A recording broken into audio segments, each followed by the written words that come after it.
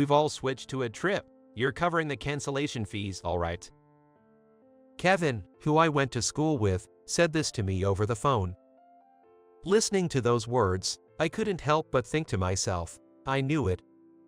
Kevin has always been like this. He's held a grudge against me and has been a nuisance in various ways. However, someone filled me in on the situation, allowing me to get back at him now. I can't thank my classmate Medicine enough. He went out of his way to visit the store. So, I immediately dropped a bombshell. There's no booking. What? Moments later, surprised voices came from the other side of the phone. They didn't realize at that moment the impact of their last-minute cancellation and what was to come for them. And then, what sort of fate awaits them after they storm into the store. My name is Mike. I'm an ordinary 40-year-old man working at a food company. I grew up healthy in the countryside, surrounded by nature. My life has always been steady. People say a life has its ups and downs, but that never applied to me. Because I was decent at studies and could handle sports as well as anyone.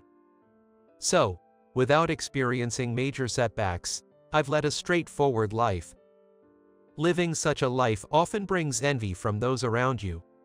Mike, you're good at handling everything so smoothly. It's nice to be so versatile. You can do pretty well without even trying. However, to me, this reality wasn't so gratifying. I thought those who strive towards a goal, learn from failures, and grow, seemed more radiant. I wondered if my life would continue to be bland, but then I realized I was just a frog in a well. This realization came when I helped an elderly neighbor. He's a livestock farmer, raising cows and crops, but often short on hands. So, locals and idle youths regularly help out. Mike, thanks for your help. Here, take this. It's our meat as a token of appreciation. One day, after helping out, I was given a heavy package of meat as a form of payment. Since I was neither fond nor averse to it, I asked my parents, who run a BBQ restaurant, to cook it. It turned out to be delicious. That moment added color to my life. My hometown is full of delicious specialties, especially the meat. Growing up, I wanted to make this delicious meat available to more people. Now, as an adult in New York, I continue to work in a food company, studying ways to promote local specialties. It's late morning now, and it's almost 12 o'clock. Working in the accounting department, I got up from my seat to use the restroom. While doing some mental calculations, I headed to the restroom and noticed employees from another department chatting in the hallway. They seemed to be discussing a problem, looking quite serious. It seems we're short on meat for the menu at the upcoming party. Oh, the annual founding anniversary party? Our company prides itself on food, so we'd want to serve quality dishes. That's why it's a problem. The supplier we relied on for quality meat has gone out of business. Apparently, they were lamenting their inability to secure the necessary supplies. In a small company like ours, even ordinary employees like me quickly become aware of such matters. This proximity makes it easy to approach employees from other departments without hesitation. Thinking of my rural hometown, I approached them. Excuse me, but would you like me to introduce you to some livestock farmers and butchers from my hometown? I know a few and might be able to help. The employees' faces lit up with joy upon my offer. Really? That would be a huge help. It's been tough finding a new source. They seemed more troubled than I had imagined and expressed their gratitude. Even for a small company party, the founding anniversary is significant for the company's reputation. They wanted to be well prepared. Seeing their brightened expressions made me happy too. Then I'll quickly give you my contact information now. Do you have something to write it down with? After sharing several phone numbers and email addresses, I finished my restroom break and returned to work. After finishing the remaining tasks, I was surprised to find several emails from acquaintances back home as soon as I took a break to check my phone. They work fast. They've already reached out so much. Muttering to myself as I looked through, I found one from a familiar shop. They reached out to that butcher too. I gave them the contact to be fair, but I hope it doesn't cause any trouble. The sender of the intriguing email turned out to be Kevin, a male classmate from my school days. I have known him since middle and high school, and he has quite a troublesome personality. For some reason, he saw me as an adversary and often caused trouble. Since he was a coward, his harassment never went too far, and I didn't mind much, but others might not feel the same. The thought of our company getting on his bad side worried me. I hoped Kevin, infamous as a troublemaker in our hometown, wouldn't cause any issues for the company. After a few days, the long-planned founding anniversary party took place. Unlike big corporations, we booked a modest hotel in my hometown. It's a small place, but it seems to have a decent reputation. At the event, many enjoyed dishes made by our company. As President Anderson always insisted, nearly all employees attended unless they had special circumstances. The founding anniversary party represents our company, so I hope everyone can join. It should be a fun time. For that reason, the party was held in a rented grand hall of the hotel, where I unexpectedly ran into a classmate. Recognizing the familiar face, I involuntarily frowned. Wishing to avoid any interaction, I tried to look away and blend into the crowd, but he noticed me. Watch, you work here? What a coincidence. Ignoring someone when they speak to you isn't an option. Reluctantly, I dealt with Kevin's matter. Yeah, I'm in accounting. You always look so gloomy. Accounting suits your dreary personality. His remark was not only insulting to me but also to my colleagues, making me bristle. Realizing he was present, I deduced the source of the party's meat. Fortunately, despite his disagreeable nature, the quality of his meat was commendable. His shop might be notorious for poor customer service, but the product quality, irrespective of his personality, was reliable. Thus, the taste of the meat served was guaranteed. As I looked at his hand, I saw a large plate piled high with food. It seems he had taken a bit of everything from the nearby tables. Your company's food is pretty decent for its size. He was eating messily, dropping bits of food on the floor. I thought he was saying too much and pointed it out, feeling irritated. Your manners are terrible. You're not a child. Try not to make such a mess. What are you, my mom? I know that. I admonished him, but he just ignored it. Sighing inwardly, I decided to leave. Staying any longer would just sap my energy for the party. But he continued to hit on female employees and make unreasonable demands on those replenishing the food. I couldn't overlook it anymore and decided to kick him out. Hey, stop causing trouble for others. You need to leave the venue. What? What are you talking about? Hey, don't pull me. I grabbed his arm and led him out of the venue. Forcibly taken outside, he glared at me resentfully, but I couldn't back down on this. You did us a favor by agreeing to the deal on short notice, but you're essentially an outsider. There won't be another deal, right? That may be, but what's the harm? Nobody from your company complained. Kevin, pouting, seemed oblivious to the discomfort he caused others. People are just too polite to say anything because of the favor you did. Just don't cause any more trouble, all right? Go home for today. He looked clearly displeased, but I couldn't compromise on this. As I was about to say more, he seemed to remember something. Oh, right. I had something to tell you about the reunion. Hearing those words reminded me to review my schedule mentally.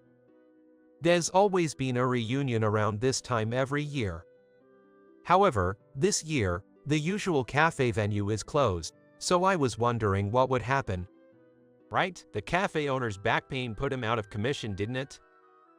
Yeah, it's been a hassle. So your family runs that barbecue place, right? Can you sort it out for me?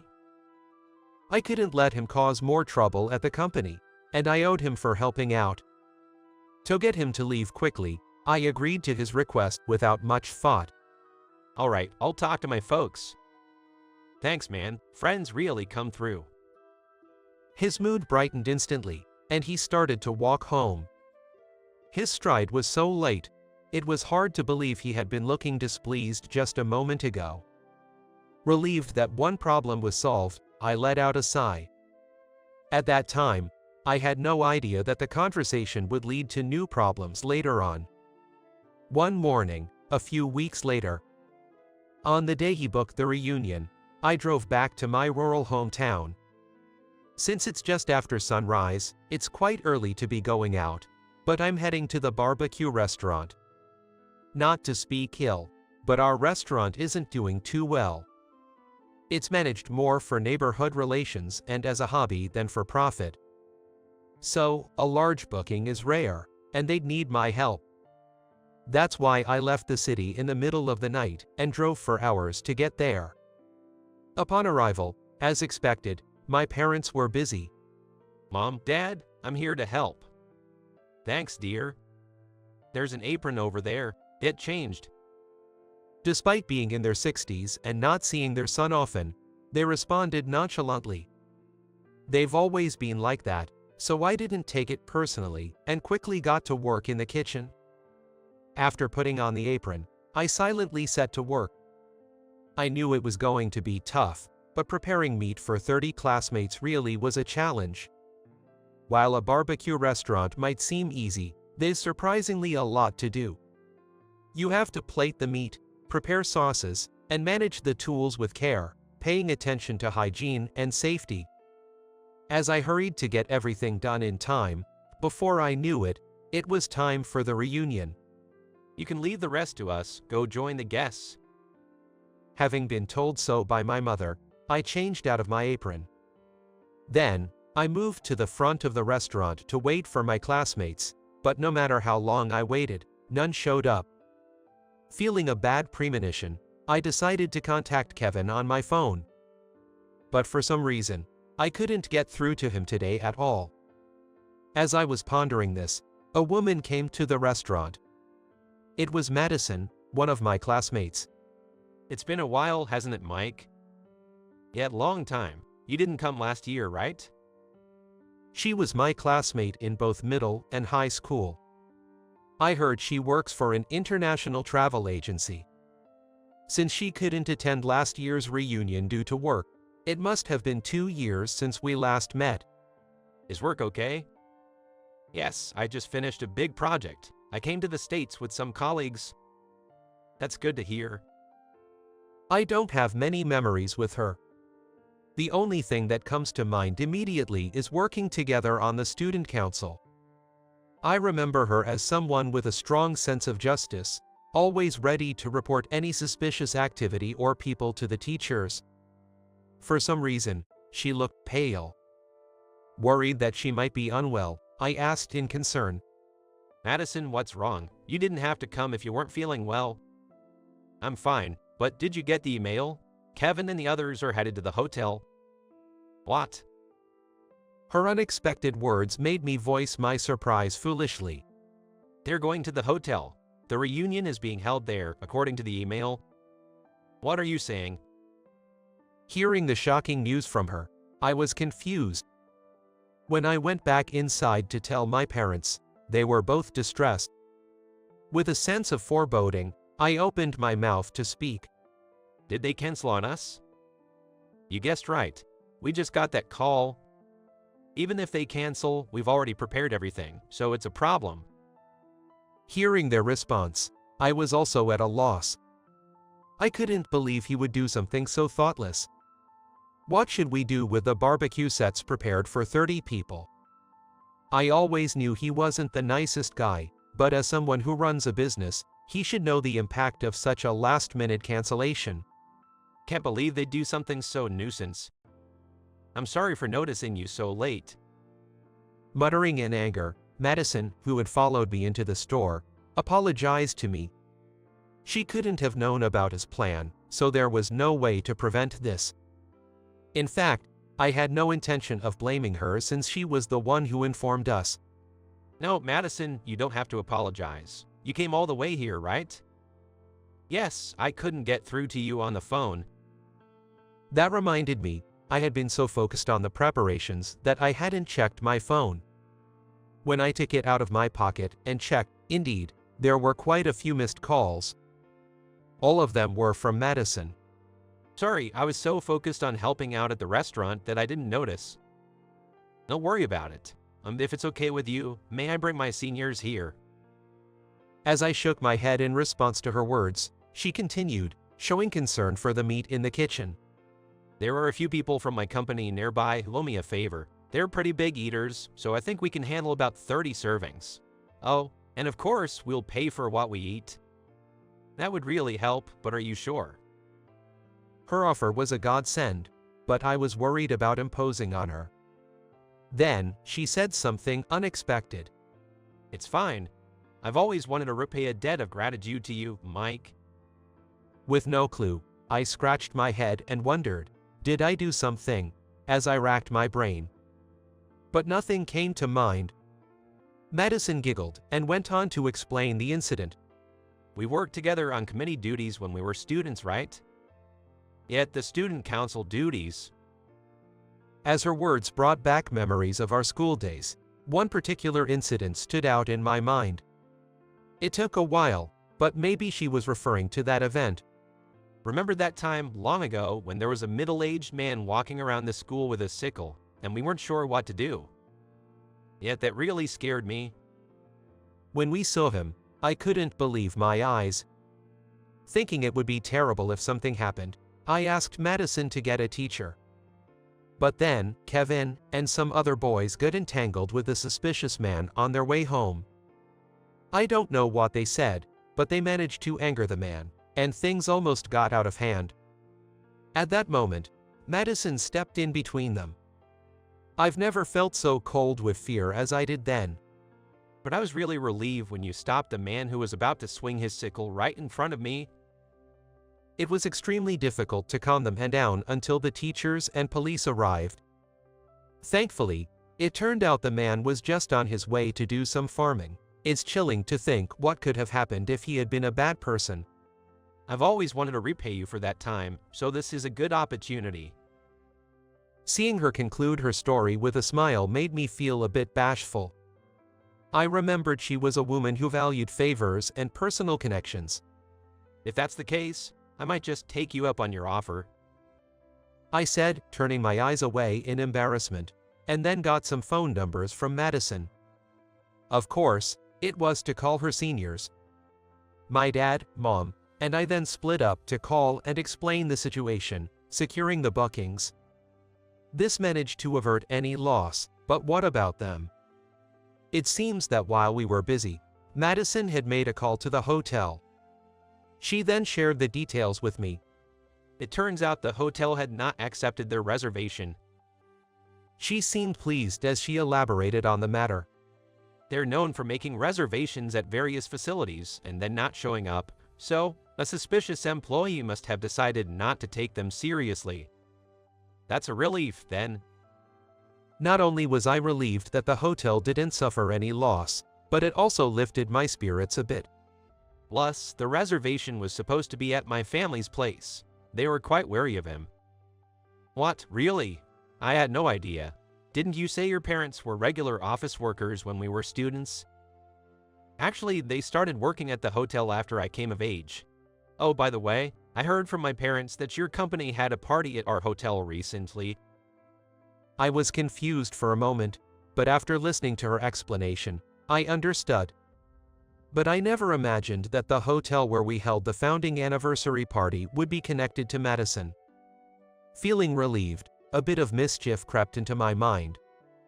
So, I decided to call Kevin, who probably didn't know about this yet. He answered the phone right away, his tone mocking. What's up? You want to whine about something? It seems he wasn't expecting his reservation to be cancelled. In a contrived tone, he said, "Oh, that's right. I decided to change it to a trip. You'll cover the cancellation fee, right?" Of course, I was anticipating such words from him, so I wasn't surprised. I could only respond to him with a sense of dismay. There was no reservation. What? After that, not only his voice, but also the voices of other classmates who seemed to be eavesdropping nearby could be heard. I wondered how many of them were there on the speaker. Even though they were close with him during our school days, thinking that they were still hanging out as adults made me realize they hadn't grown up. Later, I would find out that there were over 20 other classmates with him at the time. Seemingly ordered around by his strong personality, they had no choice but to participate in this harassment. A few of his close friends from school would later regret going too far with their pranks. But at that moment, I didn't know any of this and assumed it was just a few bad apples who were involved. I decided to hang up the call before they could recover and turned off my phone. Feeling a sense of relief from getting back at them was somewhat comforting. A few hours later, thanks to Madison's introduction, a few people showed up, and we were saved. The barbecue meat we had stored with care was quite a lot, but most of it was consumed by them. Especially Robert, an Australian who was a big eater, devoured several portions of barbecue, which was a great help. Madison also joined them and helped consume the leftover meat. Madison, you don't eat much. You should eat more. You eat too much. I'm normal. Please don't put any more meat on my plate. I had heard that Robert was in his 50s, but he looked as young as Madison, a man full of vitality. Given his muscular build, he probably needs to eat a lot to maintain his physique. I never thought there would be such delicious meat here. Coming to America was a great decision. If you're happy, then it was worth the introduction. It seemed that they really enjoyed the barbecue offered at our restaurant. I was worried for a moment, but it turned out to be a blessing that she was back in town. After the meal, Madison's acquaintances showed interest in the meat they had eaten. Seeing this, my parents saw an opportunity to promote the locally raised meat and started explaining all about it. Neither of my parents are particularly interested in profit, but they are somewhat willing to help promote the local community. The meat we serve here comes from cattle raised by local dairy farmers. They use a special feed mix for the feed, which gives the meat a refined taste. They listened intently to my parents' stories. If this connection could help make our local specialty products well known, I'd be more than happy. While working in the city, I've been learning various marketing strategies to promote specialty products, but nothing quite clicked until this encounter. As I was watching this scene unfold, Kevin showed up at the restaurant. It seemed the other classmates had left, perhaps they had gone home. His face red with anger, he stormed in. Mike, you set us up. We were turned away when we went to the hotel. What's going on? He stopped mid-sentence when he noticed Madison inside the restaurant. Did you know from the beginning? Knew my reservation would be messed up and kept quiet. It's unclear how he found out, but he seemed to understand that she was the daughter of the hotel owner. Her presence in my restaurant seemed to have constructed some conspiracy theory in his mind. So you've shown your true colors. You've always looked down on those less smart than you, right? You've always got good grades in tests, thinking everyone else was an idiot. That's irrelevant. What are you talking about? I was always compared to you by teachers and parents, sick of being told to study like you. Unable to engage with his rant any longer, I turned my back to him. However, he moved around to face me. You've always had that smug look on your face, and I've never liked it. Saying that, he picked up a small bottle from a nearby table. It was a bottle of barbecue sauce. As I recoiled, thinking he couldn't possibly, he threw it at me. However, before it could hit me, Robert stepped in and caught the bottle. Standing in front of me, he spoke to Kevin in a low voice. You've been making a lot of noise for a while now, but it's really unbecoming for a grown man to behave like this. What did you say? Basically, you're just jealous of others, right? It's not cool to belittle people just because they have something you don't. Upon hearing those words, Kevin's forehead veins bulged as he glared at Robert but quickly averted his gaze. Perhaps he was intimidated by Robert's imposing figure. As Robert stepped forward, he recoiled. Just wait and see. I'll get the other guys to leave a bad review for this place." He spat out the words with frustration and quickly left the scene. In a prime city location, such threats might be concerning, but this is a countryside barbecue place. We're mostly frequented by locals, so a few bad reviews aren't scary. His efforts were in vain. I sighed and apologized to Robert. "Robert, I'm sorry for airing our dirty laundry. Don't worry about it. You treated me to delicious barbecue, so I owe you one. The quality is really good. But if you want to keep it as a local spot, I'll refrain from spreading the word too much." He laughed and sought agreement from the others who were also in the shop. Then, those inside the shop nodded vigorously. Seeing such a response, Robert winked at me and added reassuring words. In return, don't hesitate to ask for help when you're in trouble. Afterward, they politely thanked my parents for the meal and left. Birds of a feather flock together, as the proverb goes. Watching their conduct, I was convinced that they were acquaintances of Madison. Half a year later, I returned to my hometown to attend the funeral of an elderly neighbor who had passed away. During this time, I discovered something astonishing about Kevin. Apparently, his butcher shop had gone out of business. It seems that customers stopped coming due to the emergence of a better butcher shop. The neighbors are saying this. Now that there's a new butcher shop, we can shop there too. If I don't have to go to his place, I'd rather go somewhere else. It seemed the emergence of a rival shop had impacted him. Visiting the rumored store, I understood why it was well received. The customer service was excellent. Nobody wants to be served by someone with a bad attitude. Kevin kept complaining, "Why did my shop fail?" But it seemed like a natural outcome. After attending the funeral, I didn't forget to help out at the barbecue restaurant. However, contrary to expectations, I was also surprised to find it thriving. "Excuse me for asking, but why did you choose our place?" "Oh, I saw a post on social media saying there's a great hidden gem here. People were also talking about the local handicrafts and stuff, so I wanted to check it out." It seemed someone had been promoting the area. At the time, I didn't know who was behind it, but I later found out from an email exchange with Madison. "It's been a while. Can I share something I heard?" The email started with this and went on to describe the aftermath of the reservation fiasco. "It seems the other classmates thought what Kevin did was wrong too. So when I asked them not to be part of something bad, they understood. To make amends, they promoted various things on social media." In other words, it seems she managed to persuade our classmates after that last-minute cancellation fiasco. Despite my immediate return to the city due to work, she seriously took action to resolve the issue. The scene before me was also thanks to Madison's efforts. Even if Kevin had left a bad review, it wouldn't have mattered much, but her kindness was truly appreciated. Upon receiving her email, I made sure to send a grateful reply. "Thanks, Madison, you really helped us out. The local area is thriving too. I'd like to properly thank you sometime, so could you keep your schedule open for me?" After that, we began to exchange emails more frequently. Talking to her, I discovered we shared the same hobbies and liked the same actors and movies. Since we hadn't interacted much during our school days, I hadn't expected we'd have much to talk about in our private lives. However, everyone has aspects that aren't visible from the outside. I never imagined I'd find common ground with her on various topics.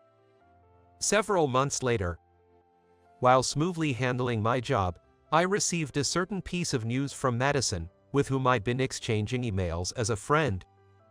It was about Kevin. He seems to have struggled to find a new job, and perhaps because of that, he ended up getting involved in a crime, becoming the talk of the town. Finding himself at a dead end, he acted out of desperation and seemingly got involved in some shady dealings. As a result, he ended up being taken care of by the police. Given his past actions, the backlash he faced from many was perhaps inevitable. Unlike Madison, who had her unexpected sides, he appeared to be quite straightforward. And then, a year passed since the cancellation fiasco. A reunion was organized again, and I found myself visiting the hotel owned by Madison's family. There, I received sincere apologies from the classmates about the previous cancellation incident. I'm sorry about last time. Kevin was so insistent, and we couldn't refuse, so we ended up participating in that unpleasantness. I really regret it. It was such a foolish thing to do. They seemed genuinely remorseful, so I let them know I wasn't holding a grudge. After all, if he hadn't instigated it, they probably wouldn't have participated in the first place.